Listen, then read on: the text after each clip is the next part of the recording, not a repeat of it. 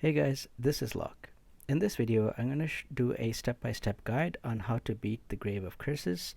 I'm going to show you how to do this boss, and I'm actually going to do level 7, the 7th floor of this, but the strategies I'm going to talk about are applicable all the way to the 9th floor.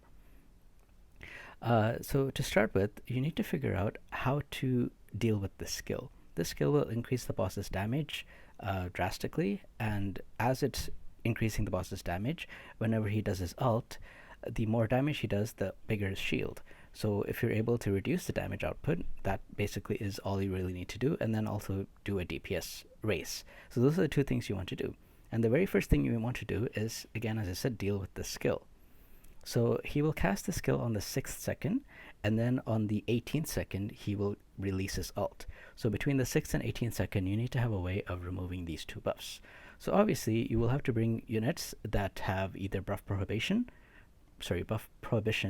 or just units that are able to remove buffs from other enemies. So for example, I'm bringing Arena, who is able to remove a buff with her ultimate, and right now I'm also bringing this unit.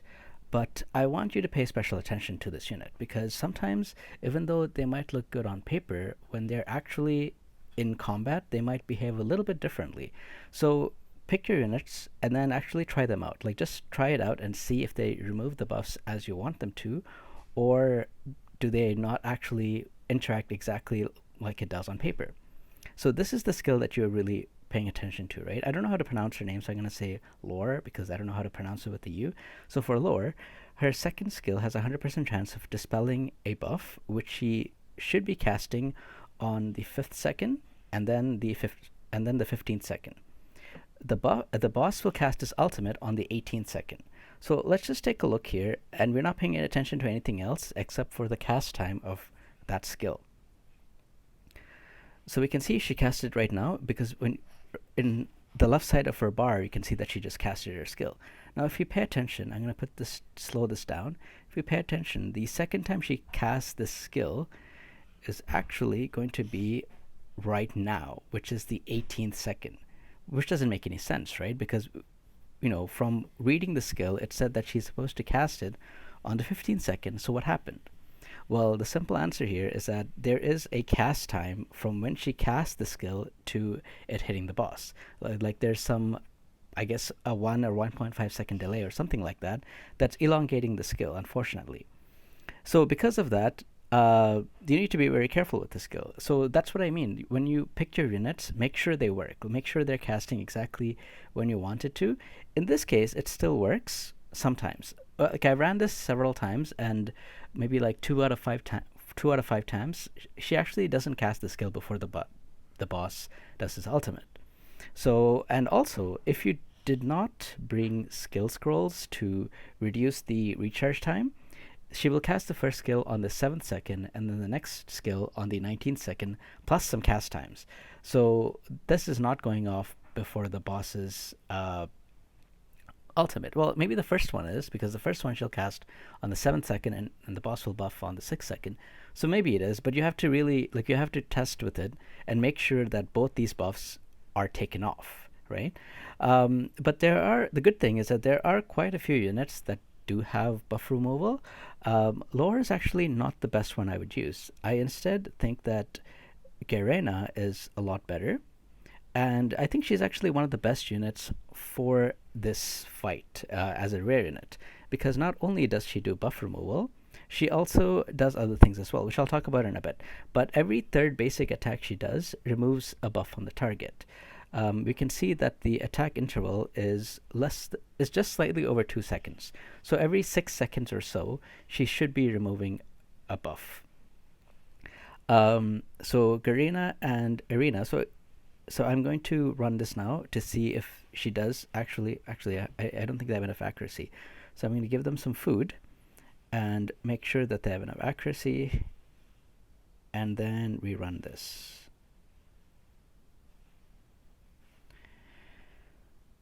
Okay, so the boss is gonna buff right now, and then one of those is already removed. So there we go. So we can kind of consistently make sure that these buffs are in fact removed. If you're not able to figure out how to do that, like if you don't have the units to figure out how to remove these buffs from the boss, you should probably, I mean, right now we have an event, so you want to be doing this anyway until you, wait, what's going on here? I hope does this work? Yeah, okay, so it does work. So these two do in fact take these buffs off the boss.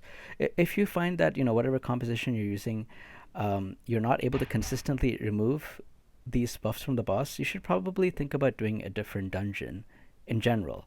Right now, it's a little bit of a different story simply because there's an event that. Let me just talk about this event just in case people, they watch it at a later date and they don't know what I mean. So right now there's an event called Shadow Dungeon 2 where you want to do this boss because as you do this dungeon, you will get points, and eventually you want to get these shadow amethysts. So for that reason, you want to be doing it whatever highest level you can do. You want to be doing that. But in general, if you don't have such an event going on, and you're not able to deal with these buffs, if you're not able to remove these buffs, you need to probably work on a different dungeon instead. Because if you're not able to remove these buffs, this stage becomes so much more unnecessarily harder. But assuming you figure out a composition where you are able to, remove the buffs from the boss, the second thing you need to work on is to apply an attack penalty on the boss. So there are a lot of units, and I've talked about it in many other videos. In this case, I'm using Arena. You need to find a couple of units that are able to use attack penalty 2 on the boss. You have to have a 100% chance of applying it, and you also have to have it on at least a 20-second cooldown. Now, the boss's skill cycle, if you want to see how fast they cast, you can see right there. The first skill will be cast on the 6th second. The second one will be 6 plus 6, so 12th second. And the third one will be the 18th second. So every 18 seconds, right before he casts the skill, so somewhere between second number 8 and 18, you need to cast the attack debuff penalty on this guy. So that's a bit of an odd timer because most of your skills, your ultimate skills, have a cast timer of 20 seconds. So there are 3 things you can do. The first thing you can do is to use units that will increase the timer for the boss's ultimate skill gauge. There are units like that. For example, this one would do that. It would inflict a recharging speed penalty on the boss. So this is one example of a unit you could use. There are also legendary units like this one that you can use that would do something like that as well, where you're stealing ultimate energy from the boss.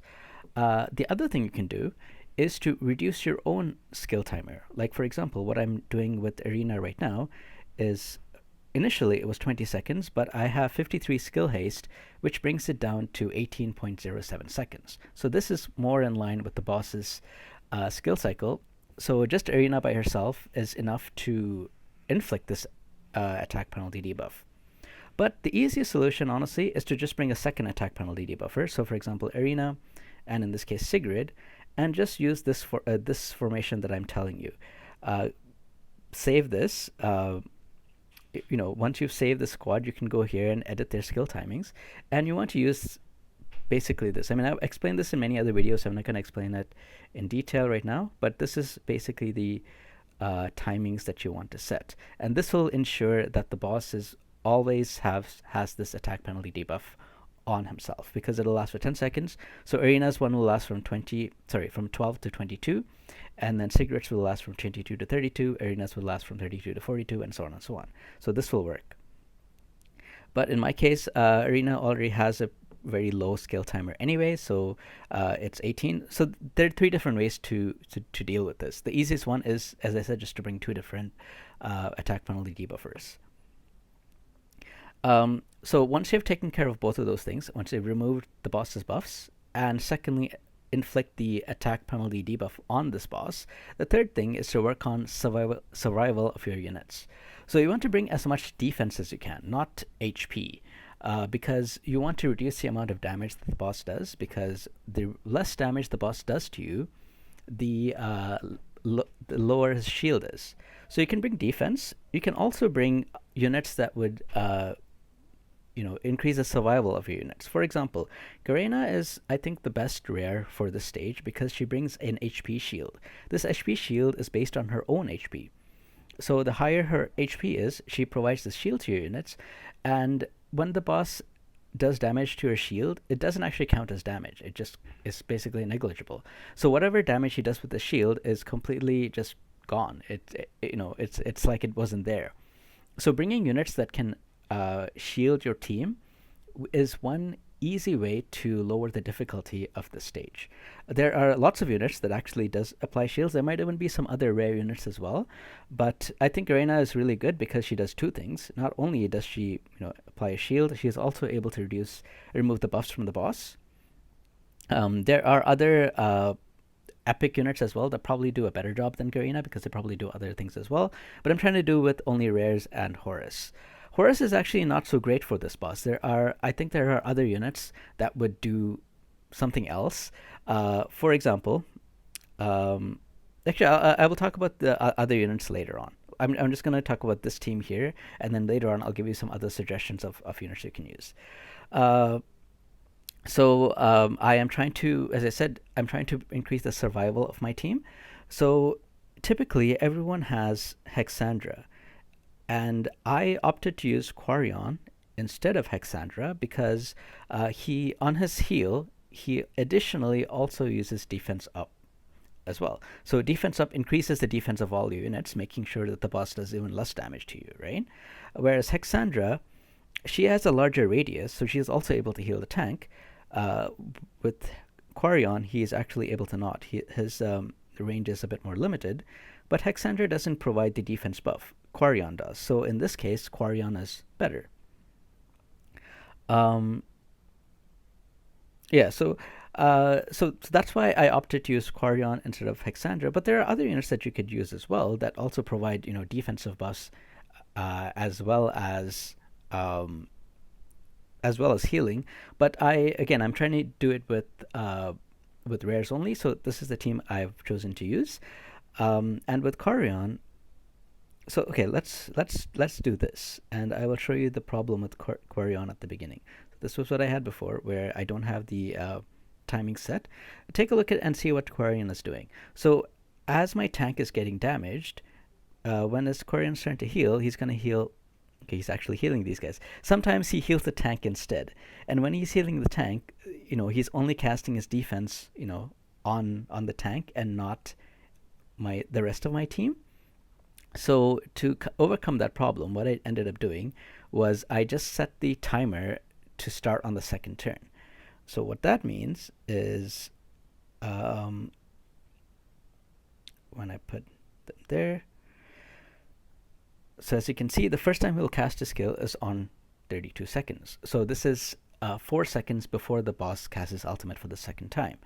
And for Garena, her shield has a cast timer of basically 20 seconds. So the problem with the shield is that it's not on the same cycle as the bosses.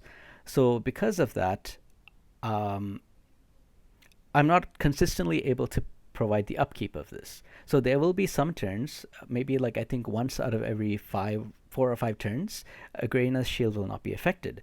So I opted to start this on the second turn as well, to coincide with Quarion's shield, so that on the second turn I will take much less damage than the first. And then for the second skill cycle where Garena is not able to provide the shield, I'll show you what you have to do. And unfortunately, you do have to do it a little bit manually. If you don't want to do it manually, you have to basically bring her skill haste up.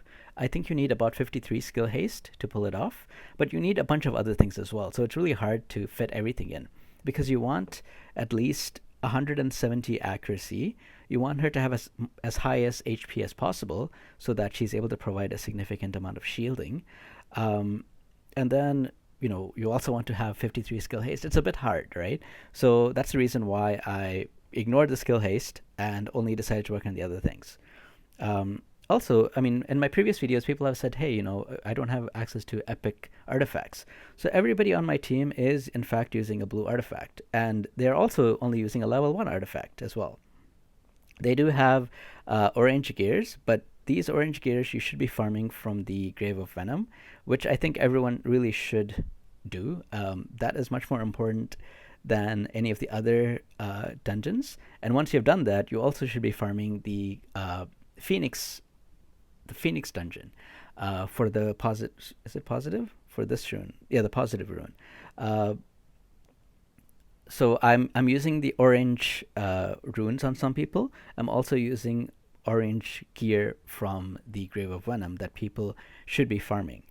It's really difficult to do this with only purple gear. If you're not using orange gear, because you also need to do as much DPS as possible within 6 minutes and so on and so on, it becomes really tough. But I am only using basically level 1 artifacts, so there is quite a lot of leeway as well. I think this thing at maxed out gives you like 35% attack, so I'm leaving a lot of damage on the table, and also gives you 15% damage bonus. I only have 10. Same with all the other artifacts as well. Like they all, they're all at level 1. So there is still a lot of damage and stats that I'm leaving on the table. Anyway, let's go on with this, and we'll see. So as I mentioned, the very first cycle, neither Garena or Quarion are going to use their skills. So we can actually see how much damage the boss does without those skills, and then how much he will do otherwise. So he has a shield of 153,000. So that's without the defense buff and without Garena's shield. So now with both, we will see how much we can reduce the damage of the boss. So now that we have both of them on, and the boss is going to attack right now, he only did 79,000, which much more manageable, right? So yeah, so that's really what you want to do. You want to bring defensive buffs. You want to bring shielders. There's a lot of really good epic, especially lightning shielders that you can bring, and when you bring them to this fight becomes so much more easier. If you have a legendary artifact that converts excess healing to shield, and you bring Garius, this stage is like a cakewalk, because he will do 40k basically shield, and the boss does about 40k damage, so you basically don't get any shield at all. So once in a while I noticed that, actually I think it's because my accuracy has, I think my accuracy expired. Yeah, it's expired. So I actually need this accuracy fruit to have enough to consistently remove the buffs. And both of them have just about 170 with the food that I just gave. And I find that once in a while they still kind of miss removing the buffs. I don't know why. Maybe to really get it to be 100%, you need to be 180, maybe? I don't know. But I found that happens sometimes too. So so this is it. This is basically how you need to do this. There's a lot of room for improvement, in my opinion. One of the things is, I mean, people have been playing this game for more than a month now, and a lot of people have unlocked their 5% affinity bonus, which gives you an additional 15% damage. I'm only using 3 units of one affinity. So if you're using 5, you automatically increase your damage output by 15%, which will help you to DPS this boss down even faster. You can also bring, as I mentioned, epic lightning shielders, which I will talk about in a few seconds, and you can also bring a better tank as well. So let me just run this for a little bit longer to show you that for sure that I'm able to bring this boss's damage down in the 4 minutes and 45 seconds left. I have more than 2/3 of the time. At 4 minutes, I've used up 66% of the time, but the health of this is already less than 66%. So I hope you can see that I will definitely not have a problem beating this. So in order to not just waste time and mumble on while this is going on, I'm just going to stop this. But I hope you can see that this will, in fact, work. And instead, I'm going to show you some other options that you can use if you have access to better epics. So let's go over there and talk about it.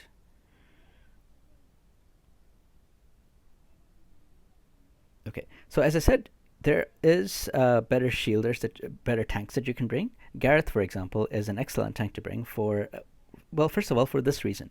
His ultimate is basically on the same timer as what you need. Like, you can combine him and Irina or somebody else, him and Sigrid, for example. to make sure that you inflict that 100% attack penalty debuff 2 on the boss all the time. So why that is important is basically with this guy right now, with the tank, you can build your tank for some defense and accuracy, and your backline, your DPS, you don't have to worry about accuracy on them anymore, right? So you can put more attack and even like more defensive stats on them, and for your tank, you can instead build your tank as accuracy defense. And your tank is being shielded if you're using Garena as well, so you don't really have a problem with your tank dying. You're not worried about that. So one easy way to lower the difficulty even more is to just use a tank that has the attack penalty 2 debuff as an alt. And I talked about this in other videos before, specifically talking about the attack penalty, so you should see that. There are so many units out there that have that you can use. Shielders also, I mentioned, is very, very good. And this guy is fantastic because he applies not only defense 2, he heals them as well, and then he also applies a shield to them. And everything, these shields are pretty big because it's 10% of target's max HP, plus it goes off of his enlightenment. So this shield can get potentially really big. But he also, as I said, applies defense 2, and this is the same range as Garena's. So you can target your whole team with the composition I just showed you, and that's a 60% increase of defense. So this is, pretty fantastic. And then he also does a little bit of damage as well, and he removes the opponent's shield. So this is going to make using this unit is going to make this like a walk in the park almost. Like it'll drastically lower the difficulty of your dungeon just by using this unit. If you have this unit, you really want to bring this unit to this fight because it'll make it so much easier. But there are other units as well, like Nathaniel, for example, who also gives defense up 1 to all allies, regardless of their position, and he gives everybody a shield. He also does offhand healing as well, a little bit to top up their health. He's not going to be your main healer by any chance, but he does top up people's health a little bit, and he helps in that regard. You can also build him for you can also build him for attack, because on his ultimate he does do 550% of attack. So you can build him as hybrid between attack and enlightenment to maximize his potential and do a little bit more damage on the boss, because it is also a DPS race as well.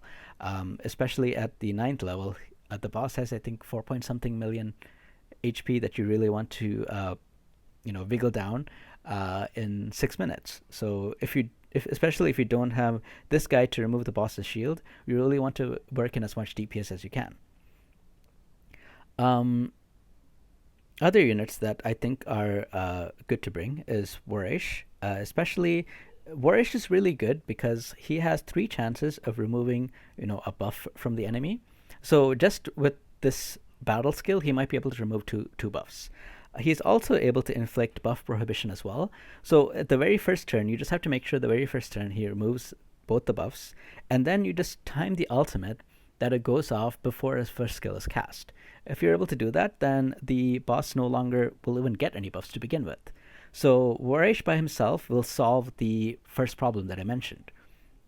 Additionally, he also heals the ally with the lowest HP by his attack. 70% of his attack. So he can also be a healer, make sure that units are topped up for health. But it is better, in my opinion, to bring shielders. Maybe you need one healer like Warish, but if you're bringing a shielder and Warish, you might not need another dedicated healer anymore. You might not need a Quarion or a Hexandra. So that will again help you to maximize your damage output and not bring a not dedicate a slot to a dedicated healer. You can bring a hybrid healer now. So yeah, this boss does become drastically easier by opening up the options to include epics, because these epics make this fight so much easier. Garius, for example, his this skill just heals for a ridiculous amount of health. Like I can easily get 40k heals, and I've seen other people, completely free-to-play players, building him in such a way that they're getting 50k heals from him. So if you have him, I mean, like he can work as your frontline tank and also your healer, so he can do basically two roles in one, and the other four slots can be dedicated to attacking roles and buff removal and attack penalty rolls. But yeah, he's a really good tank and healer, and he is an epic as well. So you don't even need to go to the legendary. Legendary does have good options as well. This is one good option because she provides a really big shield to every ally. So this is one that's really really good, and she also does more things like granting defense up 2, and yeah, she reduces damage. So bringing her again is similar to bringing the other epic that I talked about. This one, like both of those units, especially if you bring both of these units at the same time, maybe it's overkill a little bit, probably a bit overkill, but both of these units will make this fight drastically easier. So if you have either of these and you bring them to the fight, this will be so much easier to do. There are other legendary options as well. I'm not going to go over them right now because very few players have them. So, but hopefully the legendaries that you have. One quick thing I want to mention is that if you have these guys, generally speaking, they're not for dungeons, for these kind of boss fights, for these dungeons, they're not used very often. You might use them when you are over geared and over leveled to bring the timer down, but the other two, the defense and support ones, those are the important ones. So when you're starting out and you want to be able to beat a stage for the first time, if you have legendaries or epics in those two categories, take a good look at them and see if you can bring them for this. For example, this unit is fantastic. Even without the ultimate that will res everyone, she does something else too. She grants defense up 2 to everybody, right? Defense up 2 increases defense by 60%, and she also has a heal on a very short cooldown. She has a 20% of max HP heal to everybody on a 10-second cooldown. This is like fantastic. This is better than Hexandra's heal, and this is on a battle skill, right? So if you have support / defensive epics and legendaries, make sure you know their skills well, because you can probably substitute them really well instead of using rares, because they work better. The only problem with using epics and legendaries is the skill timer. So if you are bringing, for example, Gareth, you need to figure it out, because his skill starts at 23 seconds, right? Is there a way to bring down the 23 seconds to 20 seconds without investing without investing epic scrolls? I mean, there is. You have to bring a lot of skill haste, but are you able to do that, or are you not? If you're not able to do that, then maybe it's just better to bring Sigrid and Arena, because it's so much easier to skill rares than epics, right? But for units that, units like this one, the skill scroll isn't as important, because, like I said, like the one that I'm using, she has a skill timer of 20 seconds instead of 18, and sometimes the boss just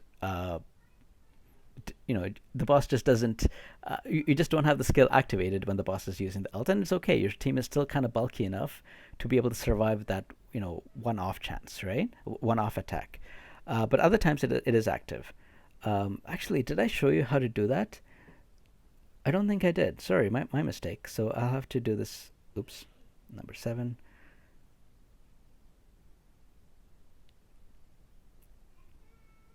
So I'll have to show you what to do on the turn that it doesn't align, because I don't think I mentioned that. So I will show that right now. Sorry, I forgot to show you. But basically what you would do at that point is, when you know that Garena is not going to be able to use her shield before the boss gets a chance to use his ult. So for some reason this time it missed. Well, that sucks. I don't know. Sometimes these skills, it's just really weird. Theoretically, I mean, I have enough accuracy and I am supposed to be removing both the buffs from the boss, but on the off chance, sometimes it just doesn't work. I don't know why, but most of the time it does, thankfully. But anyway, so on that turn, I think it's about the 5th or 6th attack. in, I just have to manually stop Garena from using her skill and then restart it on the next cycle when the boss is about midway through his skill. So since the boss's full cycle is 18 seconds, if I can restart it at the 9th second, I'm able to make sure that I have I have that active when the boss is going to cast a skill. So anyway, the best way to explain it really is to show you, and it will take a few um, attempts at this to show you. So bear with me a little bit. I apologize because I should have shown you earlier, but I forgot. So let's see.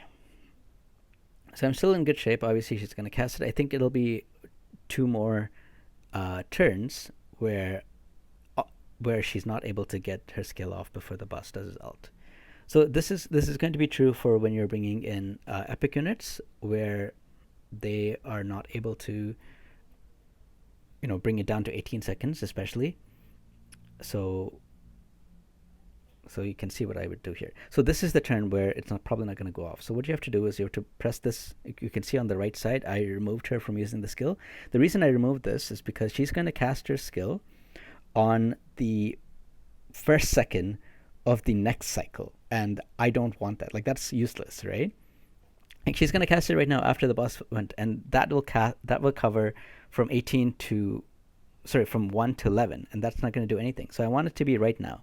Right now, when the boss's gauge is at half, that's when I want her to cover it. So she used it right now, and then this is good for another like 6 cycles, because everyone is shielded, and this will now automatically resume, right?